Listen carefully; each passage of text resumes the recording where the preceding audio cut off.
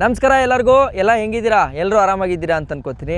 ನಮ್ಮ ಜಿಮ್ನಿ ನಾನು ಪ್ರೀತಿಯಿಂದ ಇದನ್ನು ಕಾಳ ಅಂತ ಕರಿತೀನಿ. ಸೊ ನಮ್ಮ ಕಾಳನ್ನು ತಗೊಂಡು 1 ವರ್ಷ ಆಗಕ್ಕೆ ಬರ್ತಾ ಇದೆ, ಇನ್ನು 15 ದಿನ ಆಯಿತು ಅಂತಂದರೆ. ಸುಮಾರು ಜನ ನನಗೆ DM ಮಾಡಿ ಕೇಳ್ತಾ ಇದ್ರಿ, ಬ್ರೋ ನಿಮ್ಮ ಜಿಮ್ನಿ ಹೆಂಗಿದೆ, ನಾವು ತಗೋಬೇಕು ಅಂತ ಅಂದ್ಕೊಂಡಿದ್ದೀವಿ, ತಗೊಬೋದಾ ಏನು ಅಂತ. ಸೊ ಅದಕ್ಕೆ ನಾನು ಪ್ಲ್ಯಾನ್ ಮಾಡಿದೆ, ಒಂದು ಇನ್ ಡೀಟೇಲ್ ಆಗಿ ಓನರ್ಶಿಪ್ ರಿವ್ಯೂನ ಅದು 1 ವರ್ಷ ಆಗಿರೋದ್ರಿಂದ ಕೊಡೋಣ ಅಂತಂದ್ಬಿಟ್ಟು ವೆಯ್ಟ್ ಮಾಡ್ತಾ ಇದ್ದೆ.